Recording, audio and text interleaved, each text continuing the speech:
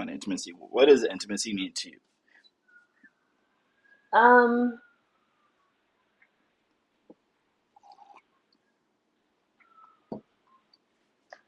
I feel I feel that's a hard question. It's a hard question because, well, not a hard question, but a hard to explain question. The answer is kind of complex, but ultimately, I feel like if I can encapsulate um, what I believe intimacy is, I would say it's just the connection of two souls. That's the short version of what I believe intimacy is. Okay. You believe in soulmate? I mean, you It's so said, funny that you're asking I this just, question. I literally had a conversation yesterday um, about soulmates and if the person believes that you can have one soulmate, and if the soulmate is a romantic soulmate or is a platonic soulmate or how that looks. But I do believe that when we put a label on it like soulmate, hmm we may miss some of the connections. But I believe that instead of soulmate, hmm it's more of a soul experience because what I've been taught about soulmates is it's just that one person. You meet that one person that was made for you, and that's your person. I don't necessarily believe that wholeheartedly. Um, I believe that you are here for a human experience, and by mm limiting yourself to experiencing life or um, intimacy with Right. one person, you may hmm miss out on fully indulging and living within purpose. All right. So let's separate these things. I mean, our Bible teaches us that there's different types of love. You have the love of family, love of friends, love of God. Then you have the romantic and stuff. So, from a solely romantic perspective, do you believe that there's a soulmate, that there's this one person designed just to be your lover? No, I don't. I don't. Okay. All right. So you think you could just like cycle through the lovers cycle? It's like flip the No, catalog. It's no, I don't know. I don't think that you should cycle through the lovers. However, I feel like so saying that. Okay, let me use myself for an example. This is the best way to get this um, message across in an effective way. But I've been married before, and I'm a divorcee, right? Like a one-time divorcee. And saying that I have a soulmate, I feel like that limits me. Had you asked me this question, let's say 10 years ago, I would tell you absolutely, like my husband is my soulmate. We were made to be together. It seemed to be a fairy tale. Like we did all the things the right way. We were both in church, and we had a spiritual connection. It seemed like we dotted all of the I's, crossed all the T's, and that would have been a God ordained match made in heaven relationship. And so, for what I understood of the experience and definition of soulmate, that it was him. And I was wrong. And so, I feel like for me to fully give into the idea that I have a soulmate or there's just one person that will love me the way that I was designed to be loved limits me. That would then beg the question, if he was my soulmate, that means that I'm just out here now with no possible option of connecting with somebody on that same on a higher level. And I just don't agree with that. hmm. Okay. That's interesting. So I guess your life experiences would shape the newfound belief of soulmates being more of Yeah, yeah, absolutely. a guiding thing and not this definitive thing. yeah, I feel like it's definitely um, the journey of becoming. I feel like you meet people in your life, romantic as well as platonic, that guide you to fully live within the will of God and fully experience your purpose in the flesh. Hmm. I don't think it should be limited to one love arbitrarily. So two, three, four. And I'm not gonna put a number on it. So just keep going until you get it right, essentially. No, I don't feel like everybody you meet is your soulmate or your should have access to you on the level to even experience or see your soul, and see yourself in that intimate way. Because intimacy doesn't have to always be limited to the physical.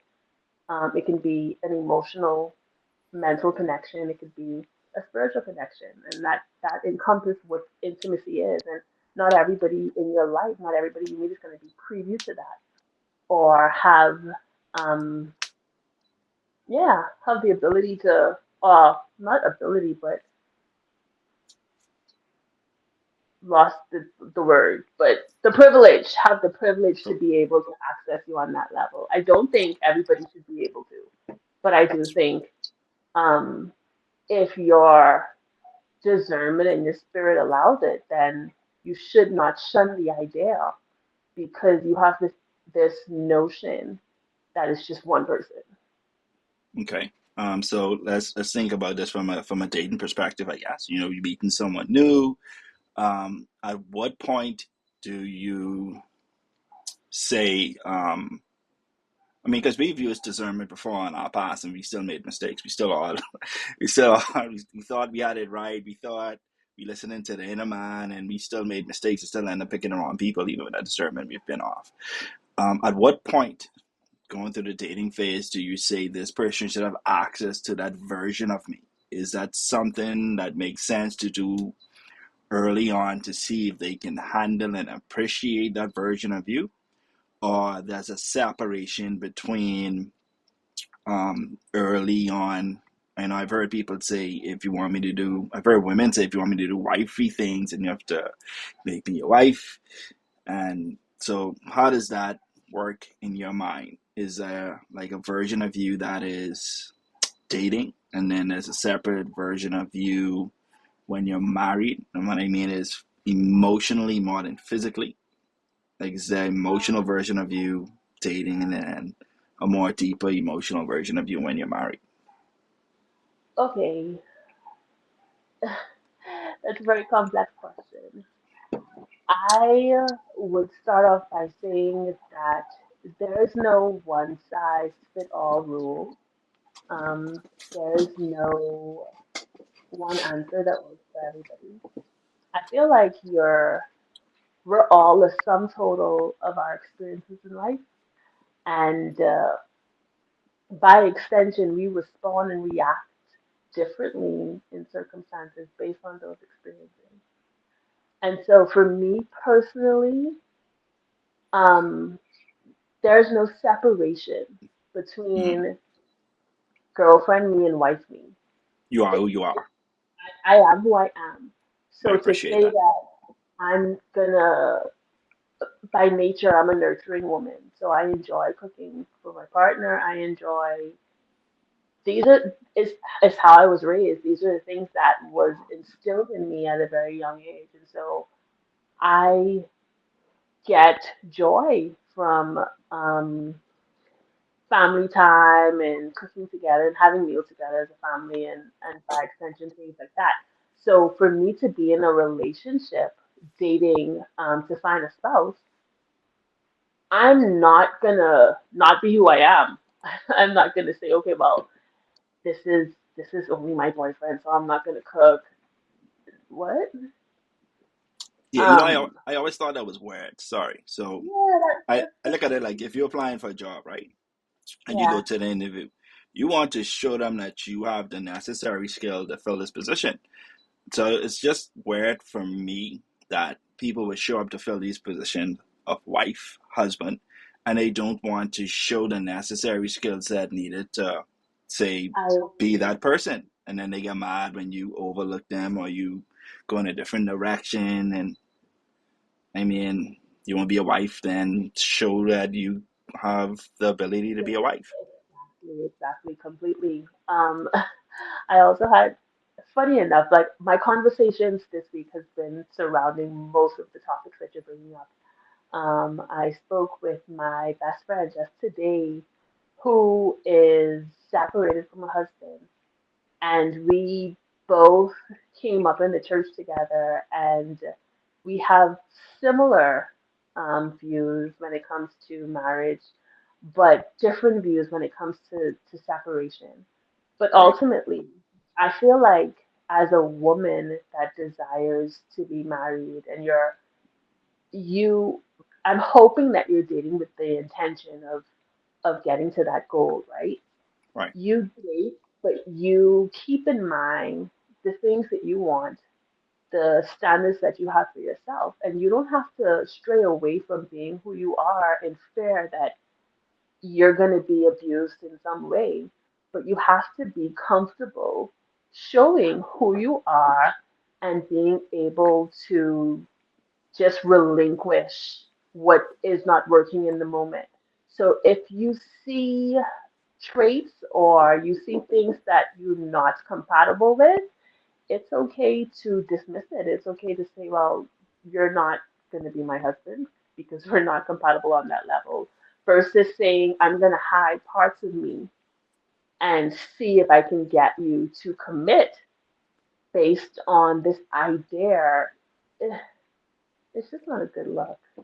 I mean, traits can be misleading, by the way. Not every dog that bark bites, and not every dog that shows an aggressive face will attack you.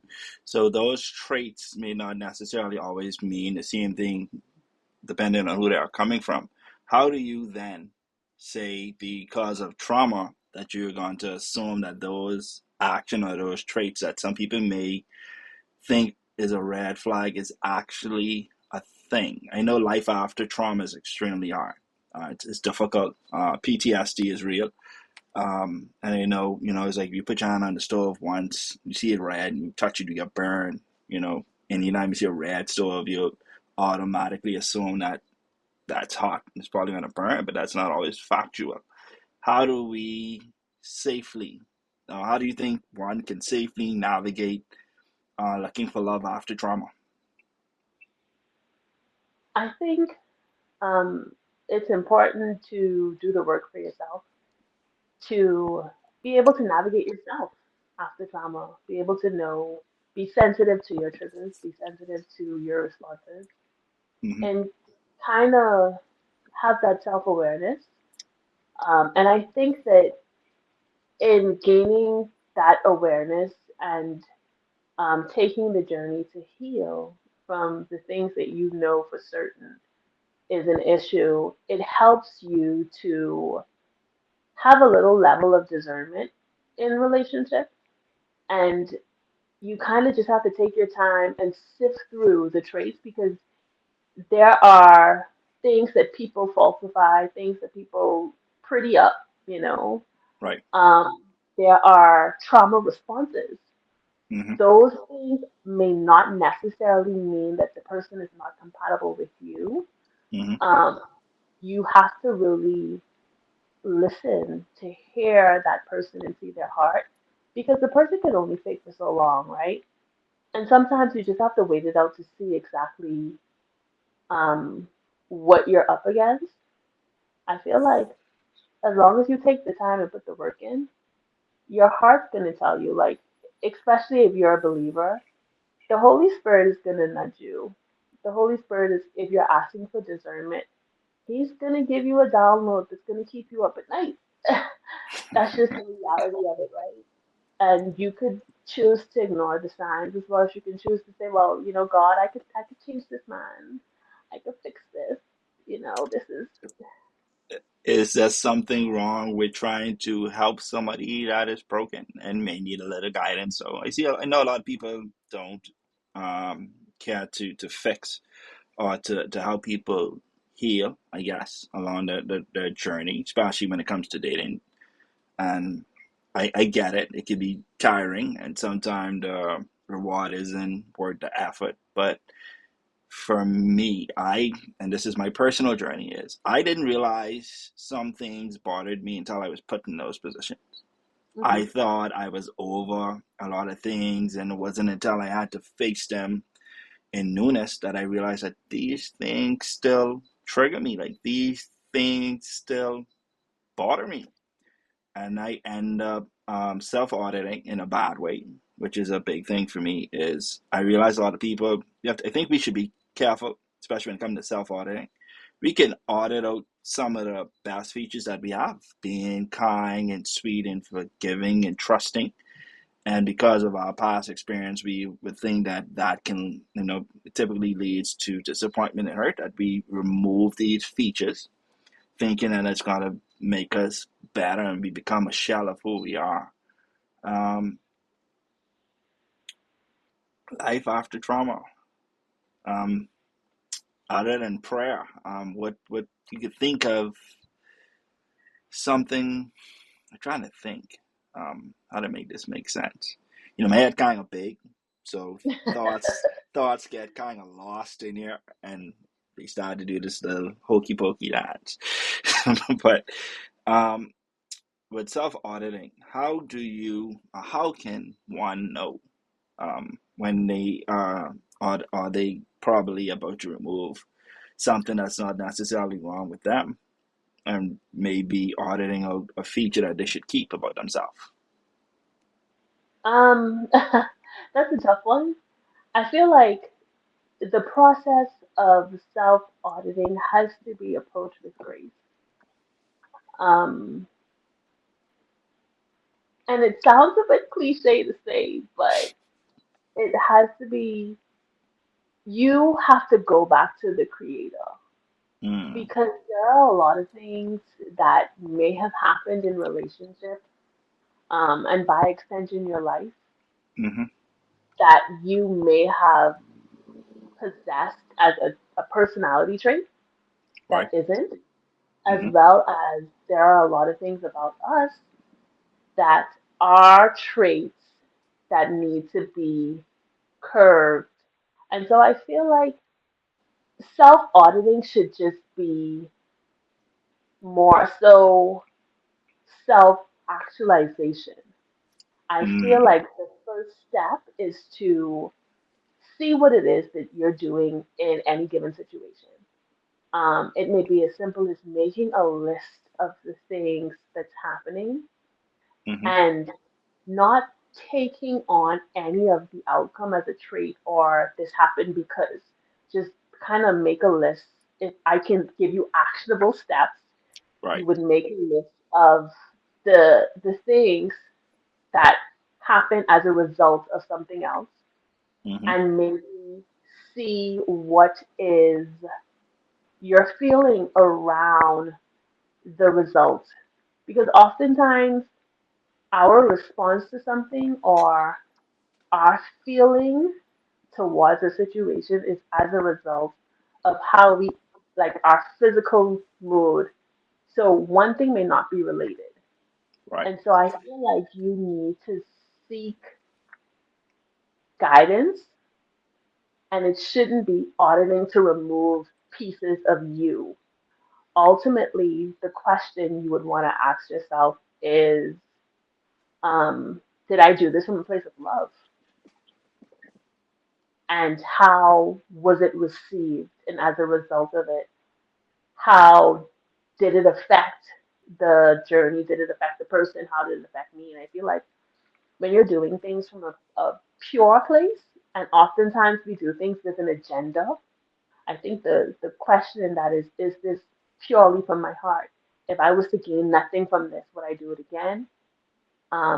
Was this to promote love, Right. and not hate or not slander? What was my intention? So that should be the first question you ask Mm. yourself in that journey is, what is my intention? Okay, that's interesting. Um, I could think of a time that I self-audited and I probably removed. I audited out something that I shouldn't have, and this comes to being uh, generous. I think I'm generous. And if people ask me for something and I have it to give, I typically give it until it became abusive. Till it wasn't so much of people asking for things that they needed. It became, can you talk me up? It Ooh, became, you uh, had no boundaries. it became, I'm going over with some friends. Um, you have an extra 100. It became it became because the generosity changes really quick, right? And I get it. I guess when you become really kind, people can become abusive. So now I just tell everybody no. My my initial position now is I ain't got it.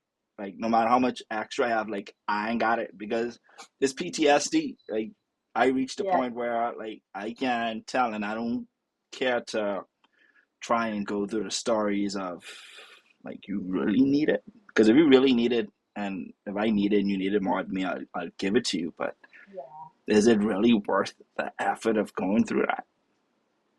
yeah. So I Um, audited that out. It's just no. It's just by default now is I ain't got it. I ain't got it. I ain't got it. So in those that was a situations, bad and audit. That was a bad audit. or I could go back to being getting abused. I mean, how do No, we? your boundaries. A simple no is okay. A I simple mean, but no then, is mm, okay. but then, I And mean, hey, but I telling everybody no now. It's like everybody just gets a no. yes, but then you don't want to. I believe that words are powerful, right? I Mhm. believe that we create our reality based on what we say. Right. So a simple no, full stop is fine. But going So to the extent of saying I ain't got it, now, when I say I ain't got it, there's a piece that I say under my breath that's not uh, audible to them, and that's basically I ain't got it for you. so okay. So if you're already in the vein of telling somebody I ain't got it, Hmm. why stop it there? Why not say I don't have it for you? I because then it sounds so mean, right? But guess what? They won't ask again No, they because still if ask. Oh, they still ask. They oh, still. but Oh so have yeah. you said that I don't Oh, specifically have it for you? yeah, they still ask. I realize saying no and saying I ain't got it doesn't deter them from asking. It stops them from asking in that moment. But they come back, they try, and they kind of do a temperature check to be like, I maybe just see you and say yeah today. Let me try them tomorrow. Can I be so brazen um, and a little bit intrusive to ask Mm-hmm. if these people that are asking you are female? Asking me what?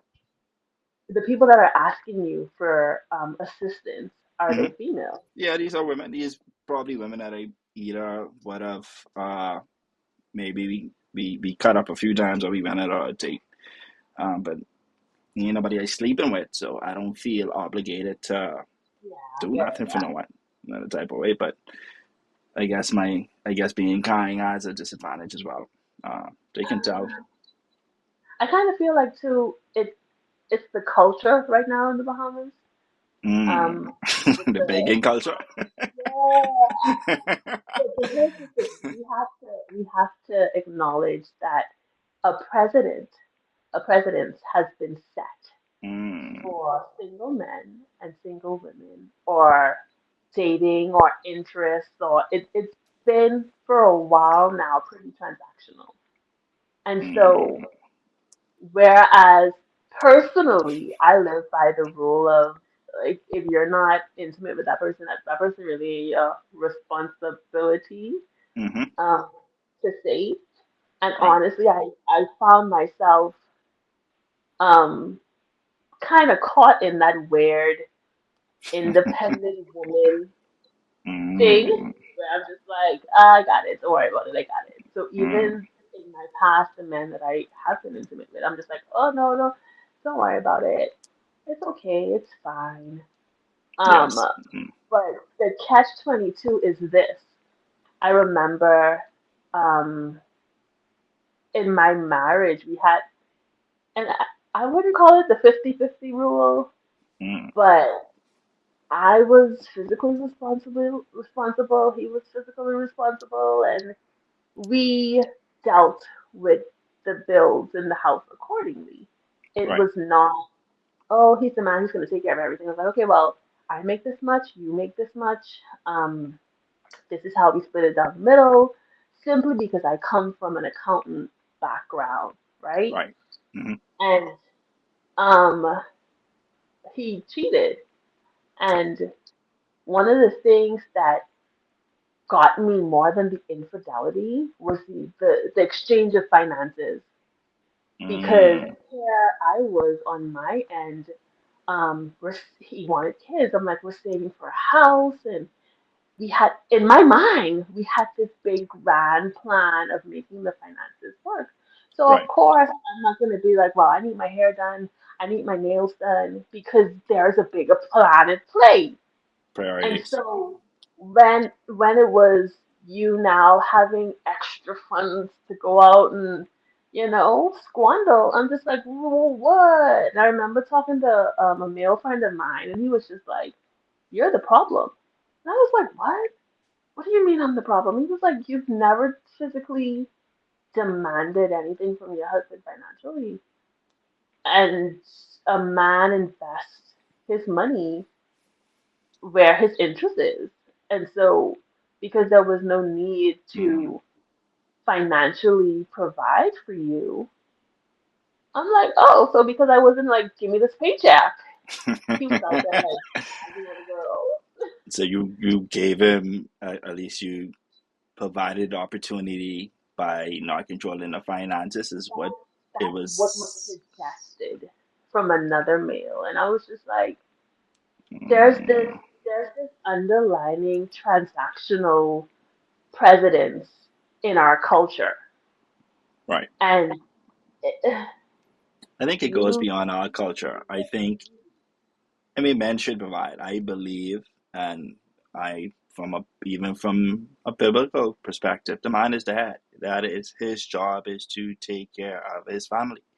That it is his duty is to take care of his family. Now, unfortunately, single income no longer works, right? It yeah is extremely hard to be uh, to have financial freedom off a single income if there's multiple people in the home. I mean, it's a fallacy, it's a thing of the past, it's gone, unless your guy is that guy. And, it's like 1% of men make six figures.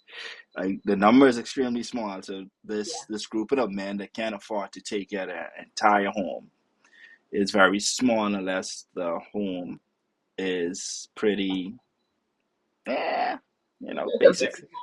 very very small. I mean, because if you take your girl a little shack, that's cool. Yeah, All you all stuck in a little small apartment, you could do that. But yeah. if you want a 3-bedroom house and you want cars and stuff, it requires a little bit more.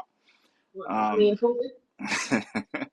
I don't necessarily believe in 50-50, and I really believe the man should take care of his home, but I would like for my woman to be able to take care of herself. There's a great grouping of people that are in relationships and are stuck in relationships because they cannot financially afford to leave. They Yeah. cannot afford it, and Yep. they are tired. They are done. The relationship is over, but they cannot afford to take care of themselves. Yeah. And that man may love that woman, and she may not love him, but she can't afford to leave. And now he is with somebody that tolerates him and no longer loves him. But she's there Yeah. because that's where she lives. She don't want to be homeless. And I think, Yeah. I mean, I guess it goes both ways, right? Because men do it too. There's a great deal of men that are with women for shelter. But I would love for my person to be able to take care of himself. I would like to be wanted and not needed. Yeah. I agree with that. There's this this new trend on TikTok that talks about the hashtag is hobosexuals. The people who just need somewhere to Homosexual. live. Like that. But it's essentially you meet a guy and he just moves in and you can't get him out and he's just with you. Yeah, it's The house crazy. already stay. That's wild. Yeah. But it's a real Well, thing. clearly. Well, that's our time. Um, we should do this again. Of course, it won't be no structure. Yeah. I love, I love the chaos of just let's just ramble and see where it goes for the culture, right? Yeah. Um, for the sake of the people that have never met you before, go ahead and introduce yourself. Hi, my name is Gwen, and yeah, that's pretty much it. Just out here, Just you Grant, know, just like just Grant. Okay. just Gwen the millennial. My name is Bob, and if you look at all my IDs, you'll see some extra letters. I don't know why they were so, they really ran over the extra letters to spell in my name. Ignore all the letters and just see B-O-B, Love like Bob. Bob the Builder. Got you.